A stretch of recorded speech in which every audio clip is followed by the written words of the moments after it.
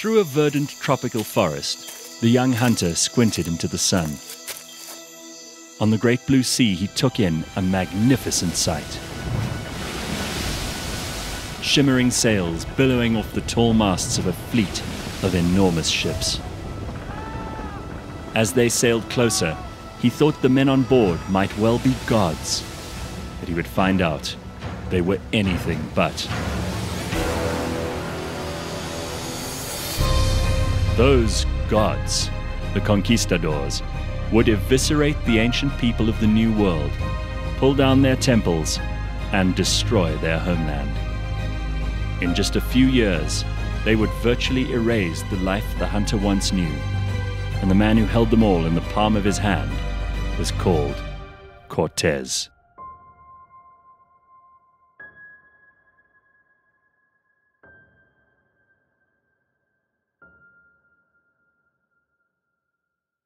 Welcome to another episode of Blind History. I'm Gareth Cliff, and my co-host is Anthony Mederer. How are you, Ant? Very well, and you, Gareth? Awesome. We're going a little further and a little wider than we usually do in the next episode or two. We're looking at people who might not be considered to be like the most important or significant rulers, which is largely what history focuses on, but they had wide-ranging effects on mythology and on history, and obviously on the decline and fall of, in the case of the one guy, the guy we're talking about today, Hernan Cortes, the decline and destruction of an entire empire. Correct. And as you explained, they were definitely legends, but maybe not heroes. Yeah, I mean, the shadow of Hernan Cortes has loomed long and large over present-day Mexico.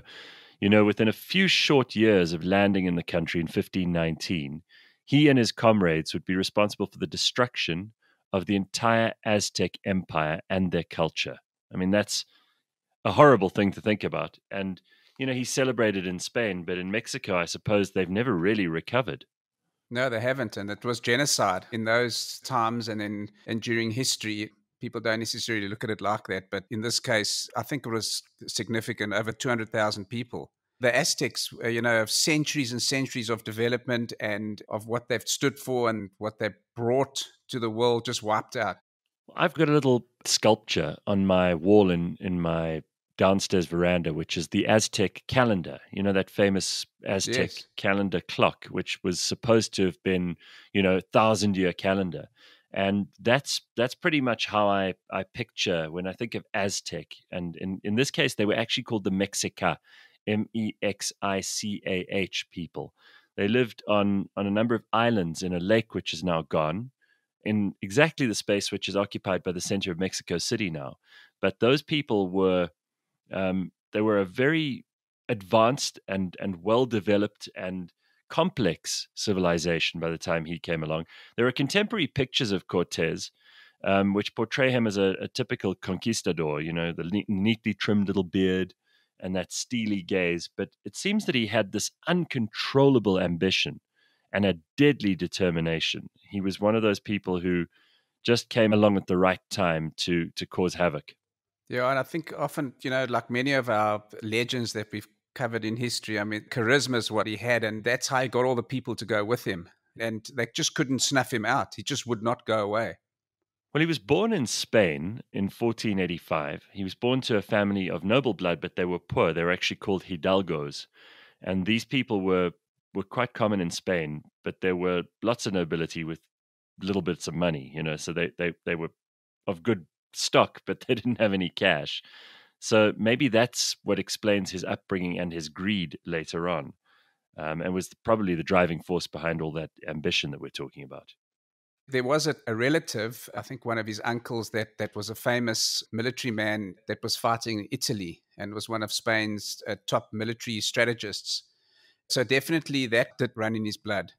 So, I mean, what else do we know about his early life? Because he trained to be a lawyer, and then he took to a ship and went off to the New World looking for money. Correct, but something that did plague him through his life was that he really loved the female sex. He really, he was, and he was in trouble. It created a lot of trouble, and he had the restless nature about him, and he wanted to go and see the New World.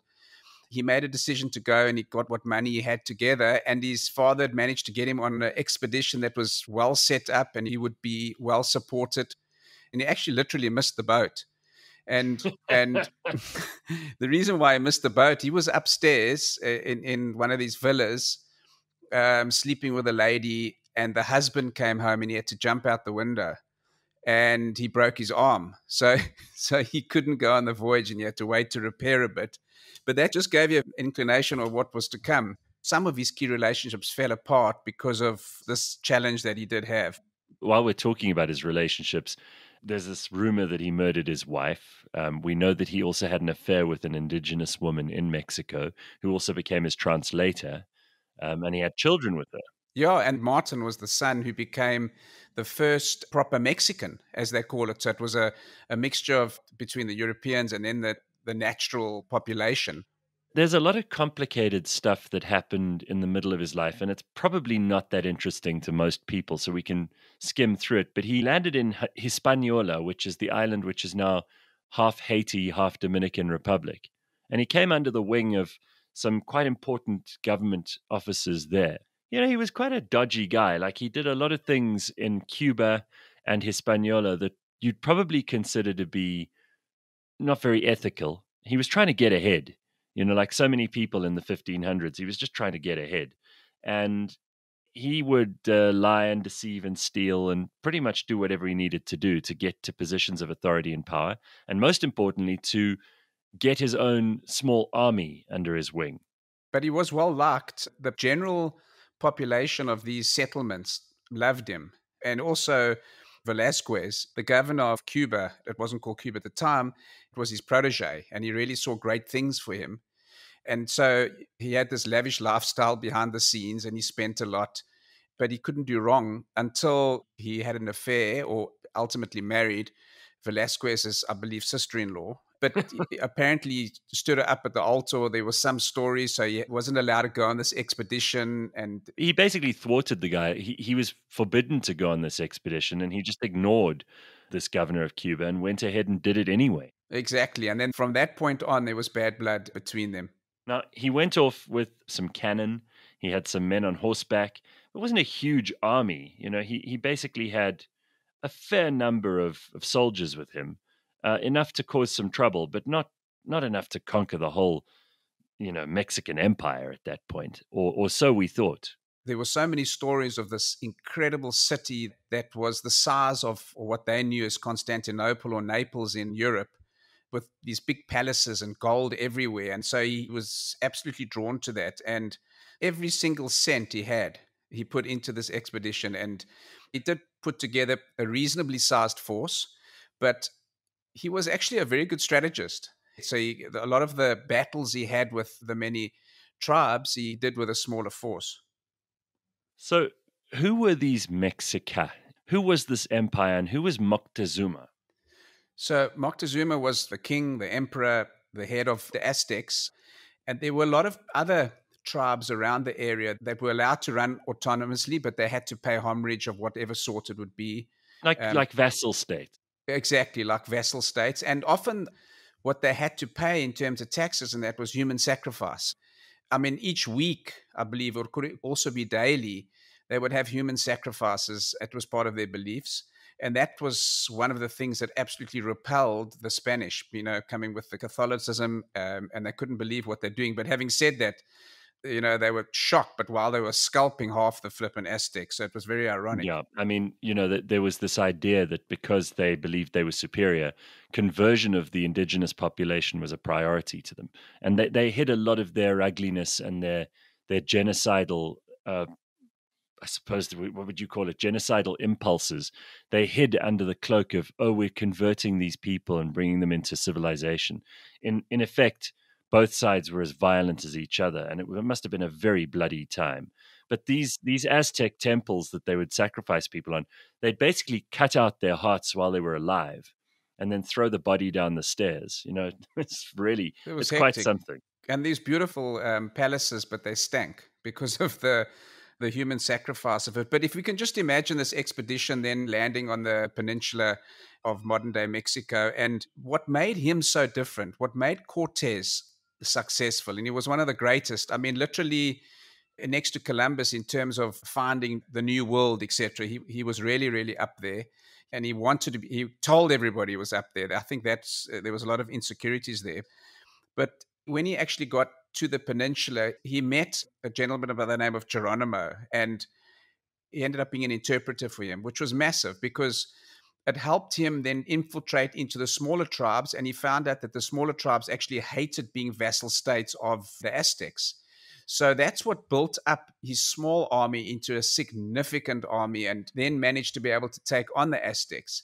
But further to that, he also met a lady in the tribes and she could speak all the languages. So Geronimo then became null and void, obsolete, yes. And so he was tossed aside, and then he took a real liking to her. And that was basically the setup that allowed him to actually go towards this massive golden city. Yeah, it was called Tenochtitlan. I mean, I'm not sure if my pronunciation is right, but it was built, as we said earlier, in the middle of this beautiful lake. That whole lake is now no longer there. I mean, it's, Mexico City's built on top of it. And all what would have been the temples of that old city are now covered over with cathedrals. They're trying to excavate that area, by the way, and they found that whole libraries of codices were burned, and not a single one of those original Aztec texts survives. Because what these conquistadors would do is they assumed their culture was superior in every way, and there was nothing to be learnt from the Aztecs. And unfortunately, in doing so, it was a campaign of just burn everything and destroy everything that isn't Christian. Which meant we lost a huge amount of knowledge about these people.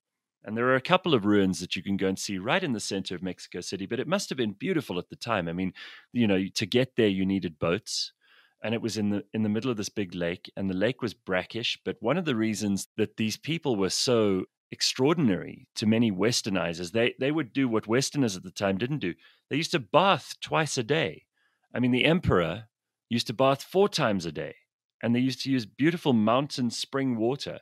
And they really were an extraordinary civilization. It's incredible that there was the civilization that had come out in the western part of the universe. I mean, Europe was the center of the world. And suddenly you got this incredible city, and it had waterborne canals to assist with sewage.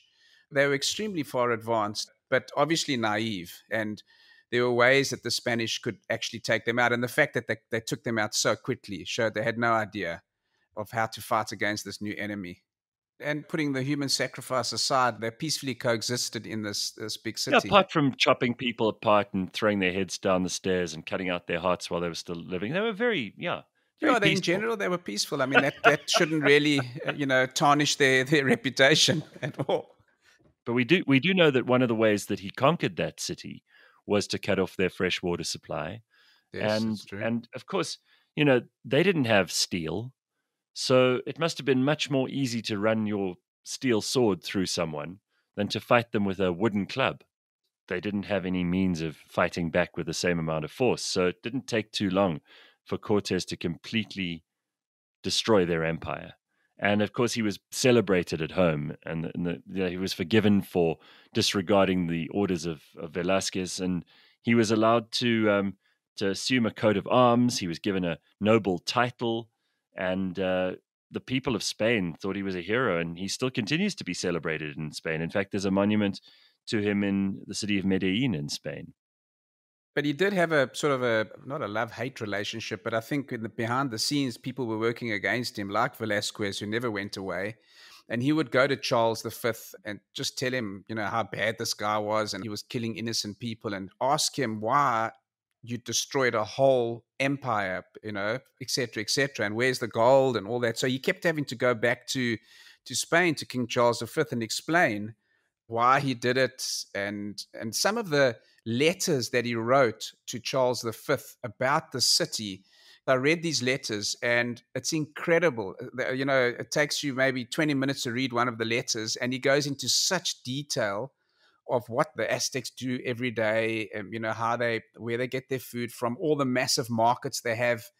So he really did communicate well with Charles V, but ultimately in the end, he died knowing that he was not respected by Charles or the greater Spanish people. And it was only after his death that they started realizing, What he'd you know, done. yeah, what he'd done and how much he had achieved. And there was a saying that said that Charles no longer wanted to see him. He couldn't get an audience with the king anymore. And he pushed through a crowd and he finally got to the king and he said to the king, I've conquered more provinces and given you and Spain more provinces than you've got cities. And but that might have been a fabrication. I just want to talk a little bit about Mokta Zuma, who was the emperor of the Aztecs. He welcomed Cortes into the capital city. He said, "Come in, bring your men. We'll put you up in luxury. You can have food and wine and women, and you can have as much gold as you want." Because he realized that was all he was after, is gold. And he said, "We don't have a lot of gold, but whatever there is, you can have." And of course, by doing that, by saying, "Here's all the gold we have," these conquistadors said to themselves, "There must be more. So we'll have to kill some people and take some land." There's also stories which they say is not actually true, is that he thought Cortes was a god. And Quetzalcoatl. Yes, correct, the sea god. And ultimately, in the end, it didn't. They didn't just fall off the moon. These guys, that they've been very successful, and he had a strategy, to work out how to conquer these strange-looking Europeans. And he thought that the best way to do it was to embrace them up front. But that did backfire for him, because ultimately, in the end, he was taken hostage by Cortes for a long period of time. I think it was over a year before they decided to fight back. But when they fought back, there was the story that they ousted Mokta Zuma and they replaced him with another emperor, and they may have killed him, or the Spanish might have killed him. So there has been a dispute or debate who actually killed Montezuma. Eventually, his story doesn't end particularly gloriously. You rightly say he was ignored by the king, and he had to kind of fight for his place in history. But he died of dysentery and pleurisy, which is not a great way to go. So problems with the lungs and problems on the rear end. And he did, to his credit, leave all of his children, all of them, the Mexican children and the white children in Europe. He left lots of money to. They were well cared for in his will, all of their mothers. He requested that his will and his remains eventually be buried in Mexico, not in Spain, which I think is pretty interesting. And before he died, he had the Pope remove the natural status of his 4 children, in other words, legitimizing them in the eyes of the church, including the famous Martin that you mentioned earlier, the son that he had with Donna Maria. That was said to be his favorite of his children. I think they did acknowledge, next to Columbus, they acknowledged, the influence and what he did, in the New World. And we didn't mention it, but once they'd formed a settlement and he had a royal title, he had to keep going. He had a very restless nature, and he went north, which is very interesting. He went north into the northern parts of Mexico. That's incredible that what he actually was prepared to do. A lot of these exhibitions just went flat on him, and he wasn't very successful. He killed 3/4 of his team climbing over mountains. And the death toll here is just crazy. If we think about it today, in order to explore, in inverted commas, these places, and in order to conquer for the Spanish throne and to spread Christianity, all of those things which he thought he was doing for good, the number of bodies in his wake is just extraordinary. Yeah, and then also, like you said, to spread Christianity, but they also spread smallpox. Yes. So that was also bringing all those diseases from Europe.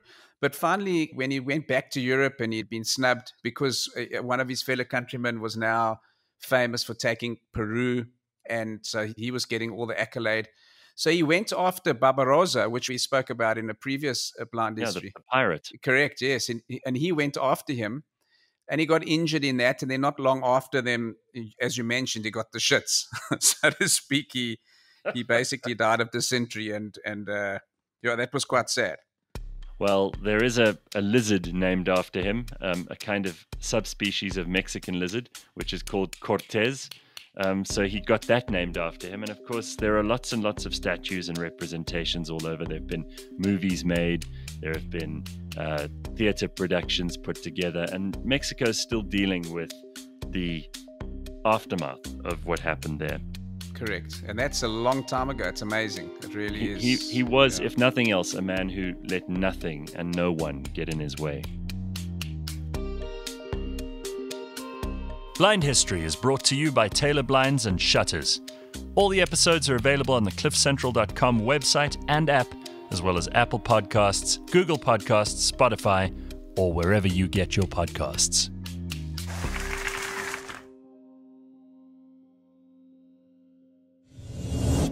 It's quite a saucy story, the story of his first wife. Her name was Catalina Suarez, and she was promised to him by old Diego Velázquez, who seems to have been pressuring him to marry her. And when he got to New Spain after his conquest, he was less than pleased about this arrangement. And he had to deal with the fact that he'd become involved with this indigenous woman as well.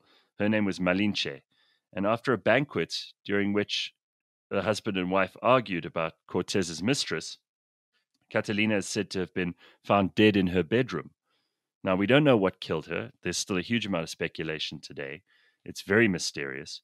Although she suffered from poor health and struggled with asthma, many believe that her death had a much more sinister cause and that maybe Cortes had poisoned her during the banquet.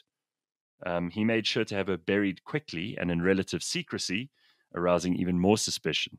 So that happened while all the other stuff was happening.